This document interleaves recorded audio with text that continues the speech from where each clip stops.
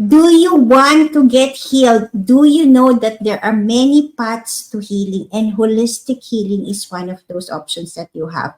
Do you want to learn from an integrative holistic doctor who have healed many patients, including cancer patients? Well, if you answered yes to any of these questions, I'm very, very excited because today we have a very special guest. He is called Dr. Romy Paredes. Let me read more about Dr. Romy so you understand more how his expertise for the last 20 years have helped so many people heal from all kinds of sickness and diseases and also cancer. Let me talk about Doc Romy and let me read his bio. Dr. Romy is a holistic integrative doctor with the mission of helping individuals find ultimate healing through a holistic approach. He is a lifestyle medicine physician certified as a diplomate of the International Board of Lifestyle Medicine. He is an author, retreat facilitator, and public speaker on wellness and wholeness. He finished his medical degree at UP at the University of the Philippines PGH Medical Center, and he is also a trained integrative medicine at Reno, Nevada, USA. After seeing to more than 20,000 patients and 24,000 patients to be exact for the last 20 years, Dr. Romy has seen the pace of suffering, pain, and frustration. That's why he is on this mission of helping people heal holistically. Well, if you don't know me yet, before I bring Dr. Romy, let me introduce myself. My name is Wandalin Tancalupig. I am the 2023 Top 15 LinkedIn expert in Dubai and the 2021 number one most influential Filipina on LinkedIn. Today, this is called the Cancer Conversation podcast with Coach Wanda. Our goal on this podcast is to share insightful information from healthcare experts like Doc Romy. And of course, to share also inspiring stories to help people who are actually experiencing cancer and similarly their caregivers to offer support, shared knowledge. And if you want to avoid sickness, avoid cancer by any means, please tune in because Doc Romy today will share a lot of information how to prevent, detect, and cure cancer holistically. So without further ado, let me bring Dr. Romy on stage. Hello, good day, everyone. Good morning, good afternoon, good evening, as whatever is your time zone. Thank you, Wanda, for Thank inviting me here. Thank you, Doc Romy. I know you've been a guest for us at the beginning of the year, but I think, what I love about your work is how you have really healed a lot of cancer patients holistically. And maybe, doctor, in the introduction, I spoke about you've met and already, had 24,000 patients and from all kinds of sickness. Now, I know cancer is one of those things that you help people heal with.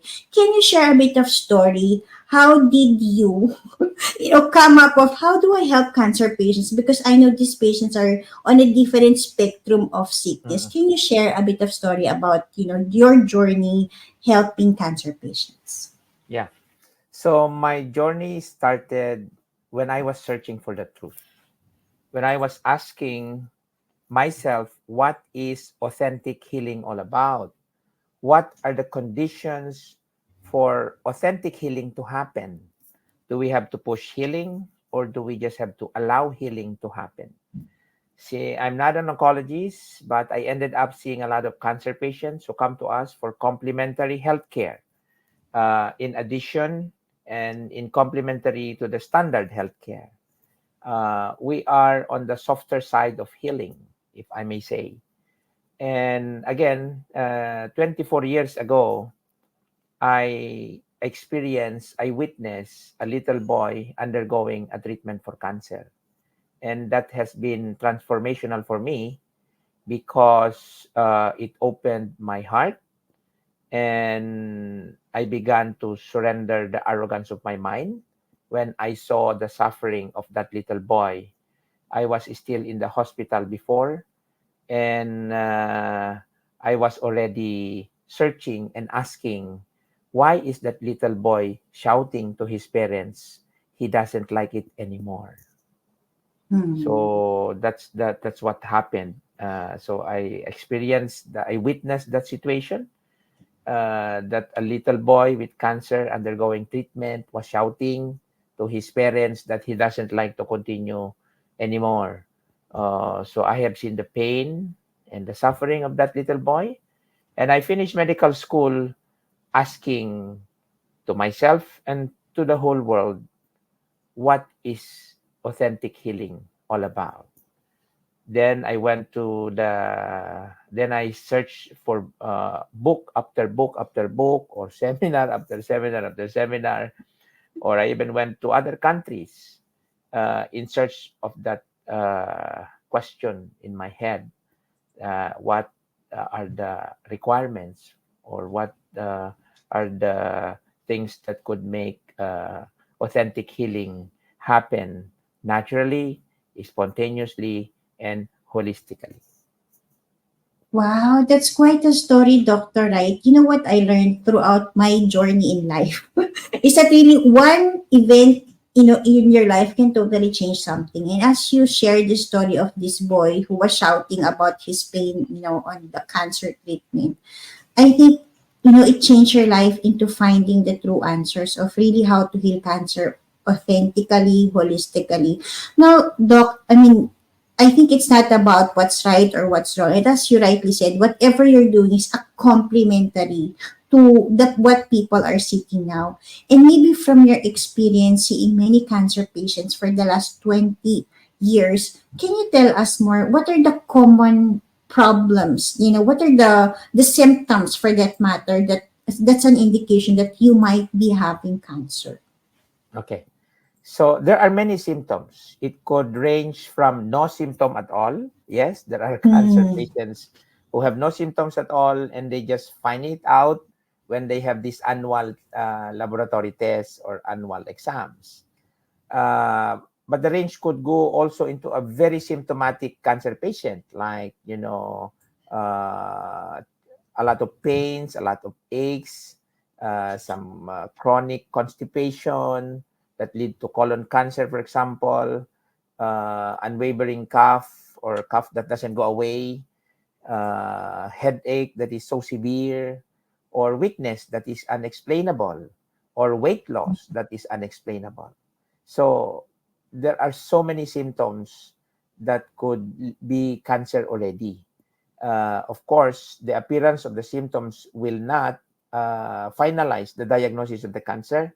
That's why in standard medicine, we still have to do a lot of tests to confirm.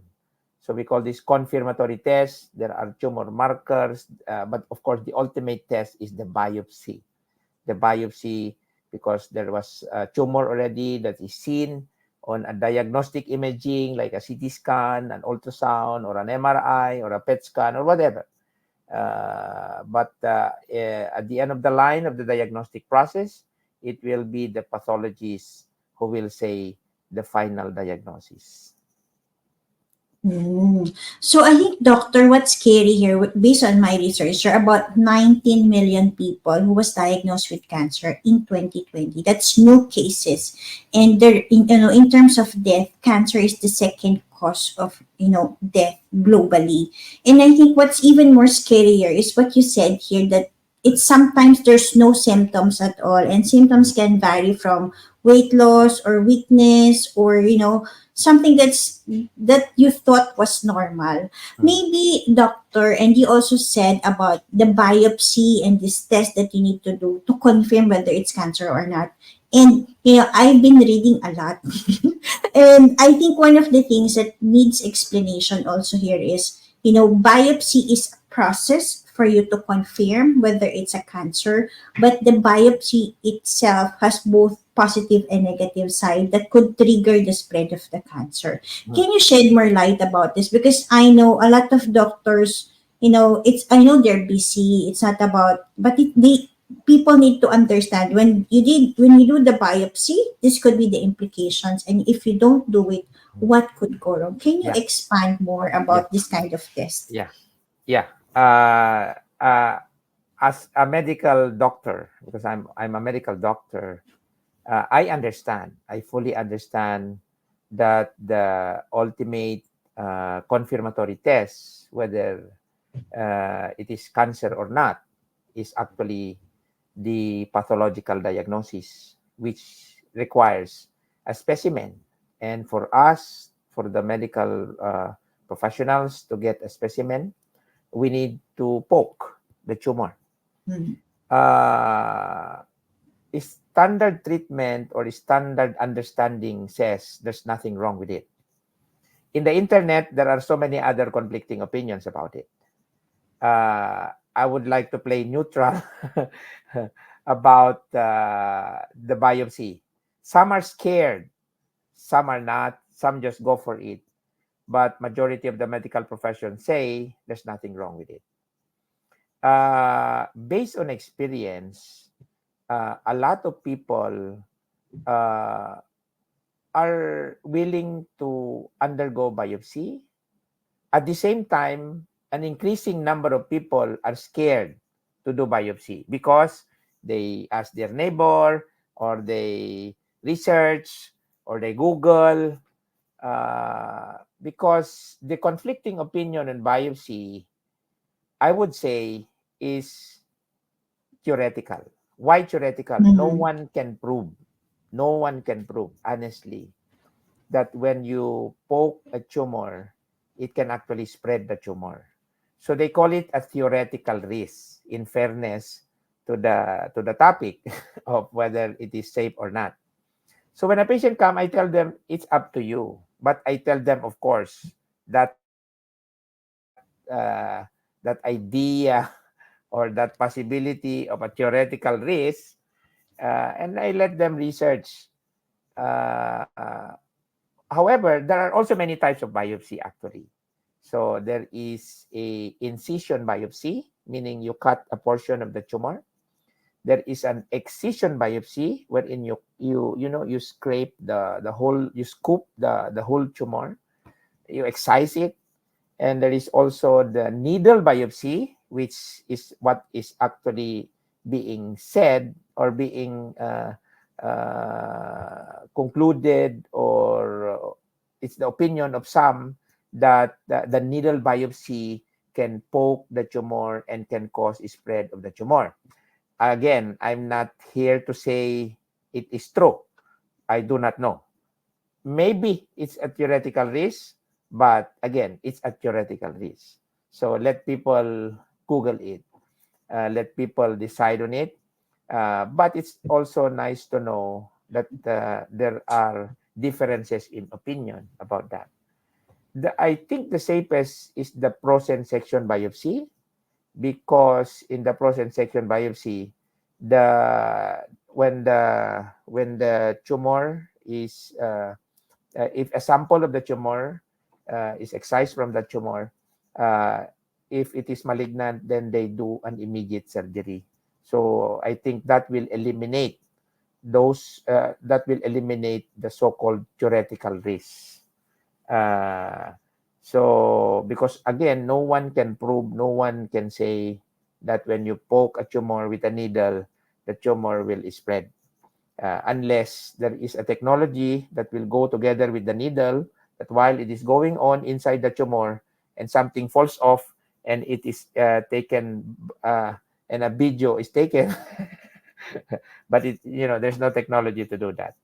So Mhm. it's a matter of informing patients, informing people the current information about the pros and the cons of a biopsy. Because the dilemma also is, if a patient do not undergo biopsy, Mm. standard treatment may not be able to proceed as smoothly as when there is a biopsy. Because there are legal implications if you do treatments that you have not confirmed, confirmed the disease. Mm. Mm-mm. So that's I the think that's a implication. good explanation, doctor, right? And I think at the end of the day, as you rightly said, it's a theoretical risk. And I think, in everything that we do, there's always a risk of doing and not doing. Correct. And as a patient yourself, I think it's good to seek help from experts like you, from Mm, expert oncologists to give you that advice, what kind of biopsy is required. And if you do the biopsy, it's good mm, to understand what are the pros and cons of doing and not doing. mm. But doctor, maybe you can share more information. I know you had a lot of patients who are scared of biopsy and did not do it, because they're scared of confirming it's cancer and scared of this cancer spreading because of the biopsy. Now, maybe can you give us a few examples of what, did that patient heal naturally without doing any further test, and what did they do for that matter? Yeah. Uh, Based on our experiences, it depends on the what type of cancer. For example, for breast cancer, who did not undergo a biopsy, therefore they also opted not to undergo operation. Some could go worse actually. That the breast tumor could erupt and cause a big wound and with oozing blood and bad smell. I have seen cases like that. And the patient in the end wanted an operation, but they cannot find anymore a surgeon who is willing to do it because it's no longer operable. Uh, Mm. but there are also some cases that they opted not to do this the standard treatment, and they also recover for whatever reason. Like I know of one patient, she's from Palawan. She had a biopsy. I saw the biopsy, and she did the biopsy in my alma mater, PGH, and it is invasive ductal carcinoma. But according to her family and to and according to most of us doctors, he's hard-headed because he did not do what we were telling her to do biopsy. I've seen her a long time ago, and I just saw her a few days ago, and he's still alive. Uh, I remember she did not undergo any surgery, any chemo, any radiation therapy. She did not undergo. I'm not saying she did the right thing. All I'm saying is that's what she chose, and she's still alive. So I always tell patient, whatever you believe, whether you believe what you're gonna do will work or you believe what you're gonna do will not work, it can be both correct. Mm. So be careful with your belief. There is a biology of belief. You can read the book of the cellular biologist, Dr. Bruce Lipton. The title is The Biology of Belief. Wow, I think that's enlightening, doctor, right? Because a lot of people, I think, the number one reason why we are lost because we believe in so many things. I mean, you believe in what people said, you believe in this, you believe in that. But I think what you rightly said here is to tune in and to understand what do you believe in. Because if you believe that you need biopsy and it will be helpful, then it will work. If you believe that it will be harmful, then it will be. But it's good to hear that there are examples of this patient that you had did not do biopsy but was able to heal and she's okay. Maybe, doctor, you can share what did that person do, because I think it's intriguing to understand if she had this lump in her breast but she did not do any biopsy, did not do any test, but she's perfectly well now. What are the things that she did to really heal naturally and, as you said, authentically? Yeah, from what I've known, from what I remember, she has been proactive in her healing Mm. process. She was our treatment process during her journey is just actually a part of the whole process that Mm. she went through.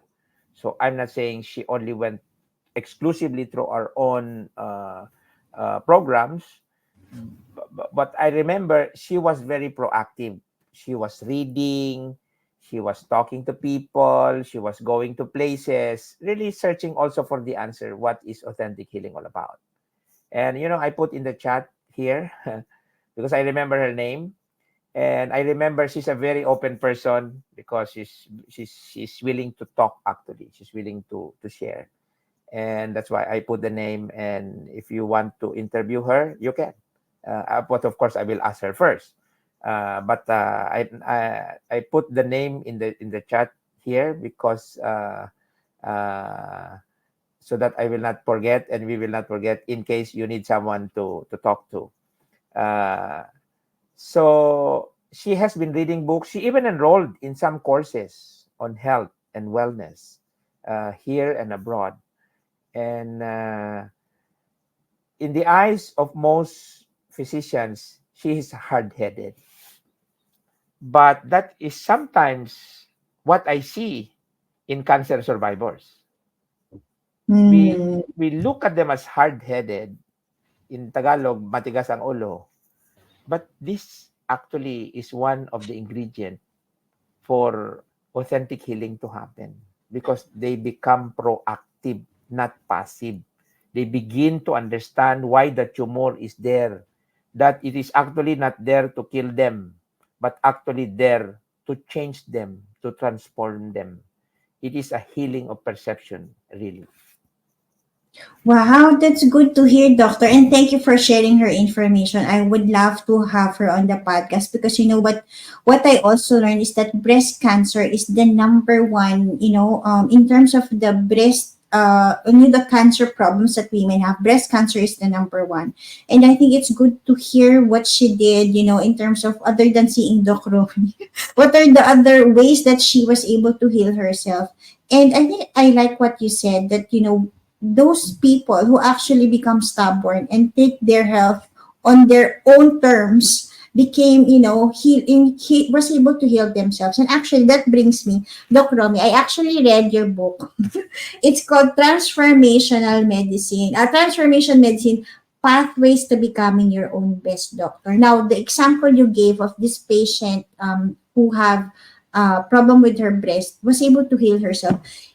I think she has become her own best doctor, which brings me actually to the next question. Because right now, the way society is designed is that I'm sick, I'm gonna go to the doctor, tell my problem, and tell him the solution. Mm.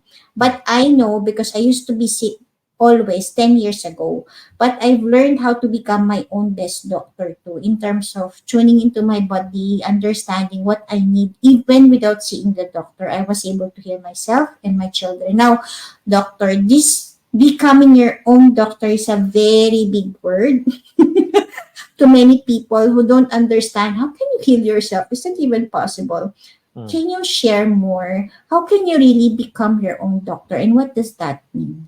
Okay, yeah. First, let me differentiate between an acute disease and a chronic disease. Hmm. Acute disease meaning like a trauma or an Hmm. accident or an acute appendicitis, or you need a surgery right away. For acute diseases, we need to go to the hospital. We need to go to the doctor. For example, if you have a stab wound, don't go to a wellness center. Don't go to an acupuncturist. Don't go to a holistic retreat center. Go to the hospital. If you have an acute pneumonia, take a medicine because it is already an invasion, a bacterial infection, an invasion. You don't like a sepsis to happen within your body. But for chronic diseases, most chronic diseases are lifestyle related. People have self manufactured their hypertension, their diabetes, and their cancer. Of course, Hmm. nobody consciously did it, but unconsciously, day by day, pattern by pattern, habit by habit, that's how we accumulate the chronic disease. And when we have a chronic disease and we only rely on an acute intervention to eradicate the tumor, for example, but come to think of it, did that tumor form since yesterday only? No. It took Hmm. a while for that tumor to form because something went wrong. Maybe an accumulation of toxicity, an accumulation of deficiency in the body, or however they call it, genetics or whatever. So for chronic diseases, I believe over and above, over the standard treatments, there are many complementary treatments that could also help a patient unravel, and discover what is the cause. Now, it's very important for a patient to differentiate between treating the symptom and treating the root cause. Of Hmm. course, ideally, we have to treat the root cause also while patients are treating the symptom of their problem. Yeah, I understand. Sometimes we need to treat the symptom temporarily, but if we do not treat the root cause, which is very logical, then the disease is only covered or is only hidden, and it will come back again. That is why I have seen so many patients. They underwent a lot of treatments. They were declared cancer free, only to find out 3 years later the cancer is there again. Hmm. If the cancer is there again, meaning the cancer was never gone. Another understanding that I gained through the years that I've been seeing a lot of patients, not just cancer patients, but also a lot of cancer patients, is their understanding also that cancer is not just the tumor. What if the cancer is also the lifestyle? Hmm. If the root cause, which is the lifestyle, did not change, then the mechanisms for the development of a disease or a cancer is still there. So, yes, we may cut the tumor, burn the tumor, get rid of the tumor, but it is also very important to get rid of the root cause why there is a tumor. Wow, that's a very good point, doctor. I think that is what a lot of medicines are not doing. I mean, generally, if you cannot sleep, okay, you just take a sleeping pill and you think it's okay. I mean, I used to have that problem of not able to sleep early, but I think because it the root cause is I'm a worrier. Hmm. Now, when I went back and wait, I'm always worried. That's why I cannot sleep. So when I was able to silence the inner critic within and manage the worries of every day, I was able to sleep quickly and effortlessly now. And I think similarly with cancer. I mean, when I was in the hospital, I've met a lot of women who are like clueless in terms of I took the treatment, I completed, but I'm sick again and it's spreading. And I can sense from their story how much they're taking the medicine but not healing the emotional wounds that they had or the other aspects of life, as you said, about food or whatever needs to be done.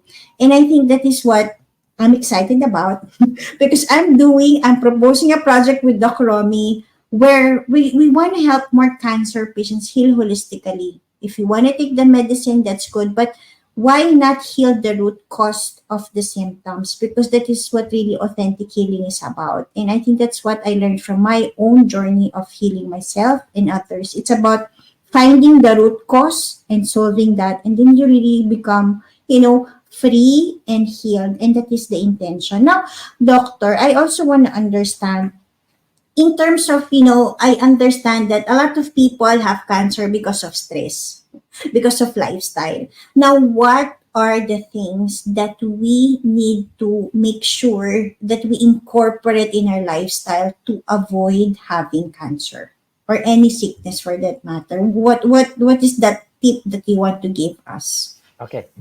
So there are many levels, there are many aspects. Let's start with the nutrition, the body. So they say we are what we eat, which is correct. And I agree and I believe. So, according to lifestyle medicine principles, the ideal diet, and this is science based already, there's a lot of science that proves it already. The ideal diet is plant based, whole food, low fat diet.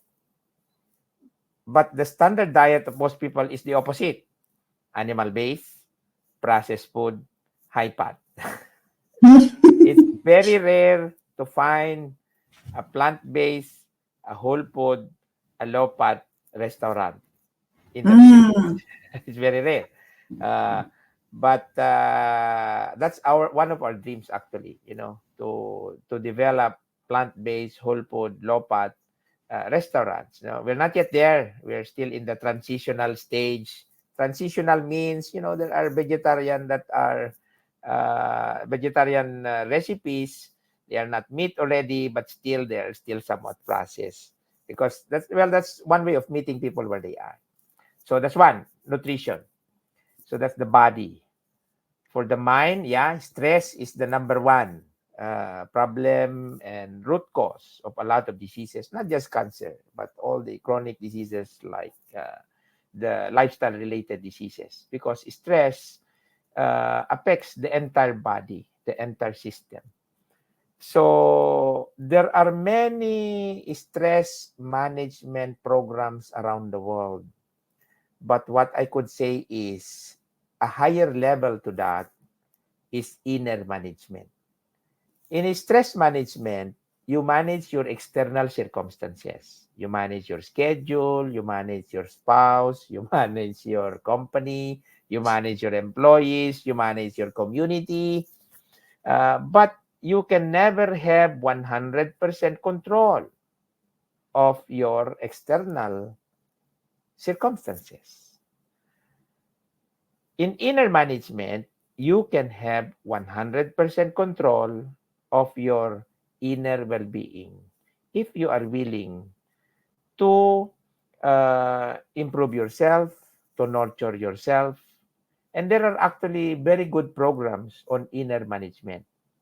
And I would like to share here that I finished a very wonderful inner management program.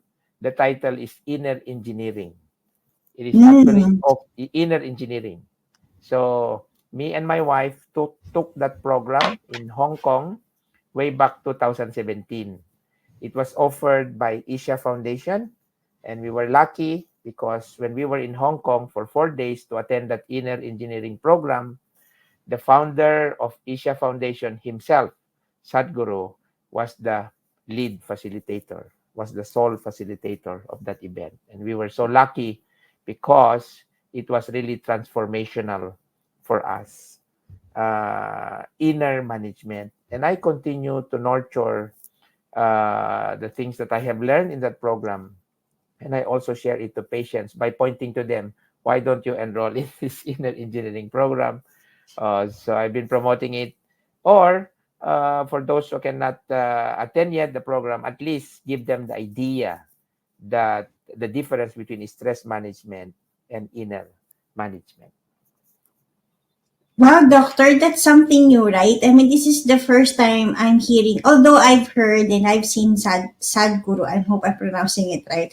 But I think that inner management concept is really critical because at the end of the day, what I learned also, you cannot control anyone. You can only control yourself. And when you Correct. understand those concept of how can you control yourself, you can actually stop stressing about everything because you Mm, understood it. Wait, I was never in control anyway, so why bother, right? Now, correct. doctor, one of the things that we did at the beginning of this is a retreat because we actually in that it was one of, I will say, my life changing retreat, although I facilitated it also because I remember when I designed the retreat, we just designed it with the intention to just allow healing and allow what needs to happen. And I think the magic that happened during the retreat is that we touched upon these aspects of healing the mind, the inner management, and we only ate the good food because it's really whole food, plant-based, low fat. We only ate the food that's in the farm. Now, doctor, can you also please invite people? I know, if you want to go to a place where you'll find serenity, and I think it was a place of healing, Doctor, really. The one that you build on Wellness Land is something that's healing. Can you share more about Wellness Land? I know you do have a lot of foreigners who come and visit and somehow change their lives. So can you share more about Wellness Land and what's the recipe? I was trying to ask myself, what happened to me on Wellness Land, but it changed me on some level that's unexplainable. I Mm, think it helped me to understand the simple things in life that brings joy and healing. mm. Can you Yeah. share more about what you did there? Yeah. So I would like to share one of my books. The title is Sacred Simplicity, The Ultimate Sophistication. Yeah. So, because as I've said earlier, we have been searching for the truth and nothing but the truth. And one of the truths that I have found is, especially when it comes to the management of cancer, it has to go beyond treatment, because Mm, treatment is external. We impose on that person, we treat. That's why we thought of, maybe it's no longer a treatment, or maybe there's something beyond treatment. So we ended up formulating, creating, crafting programs. Programs. Programs could be an online thing, a cancer recovery program, or it could be a program that they could go through live, like they go to a holistic retreat center. And that is one of our center in Cebu. Wellness Land Wholeness Farm is a holistic retreat center where people could go and attend a program. Or there are also some people who just go there and stay, and they follow their own program. So we call it the flow program. In layman term, it's up to you. We just provide you the place to sleep, the food, and it's up to you. Because you know what? Authentic healing is inner work. A lot of mm, inner work. Every symptom, every disease that happens in our body, believe me, it is a high level wisdom. It is not a mistake. Even though we think, oh no, oh my God, there's a tumor, there's a high blood pressure, there's a high sugar. But the body is communicating. The problem is we are perceiving it in another way. That's why I have mm, mentioned it in one of my books. The fastest healing is actually a healing of perception. And that is also mentioned in the book Transformation Medicine. Uh, And the most powerful medicine is transformation. Therefore, a symptom, whether be it a mild fever or a mild headache or a very serious tumor, it is a communication of the wisdom of the body. If it is mild, maybe it is just a whisper of the wisdom of the body. If it is serious already, like a tumor, a big tumor or a cancer, it's no longer a whisper. It is a shout. The body is mm, shouting. So it's either we listen to the body, or we get so scared and we contract in fear, and we do everything because of fear. We do green smoothies because of fear, or we do chemotherapy because of fear. It won't work, because fear mm, alone is contracting the immune system. Fear alone is closing the immune system. And there is no laboratory test or diagnostic imaging test that will say, oh, the result is you have a lot of fear. No, you cannot see that. It's because it's intuitive. Nowadays there is mm. so much knowledge, there is so much information, but we are not True. paying attention anymore to the subtle messages, to the subtle wisdom of our body. Like this afternoon, I was talking to a new patient. She couldn't sleep. She couldn't Mm, sleep, and she's been to everywhere already looking for the answer. And then I just had a good conversation with her for almost an hour. We were talking about life, about what's the root cause, about how her circadian rhythm became imbalanced. It was just a conversation. And as soon as she went out of the room, she felt half percent better. 50% better. Uh, and then we did some acupuncture.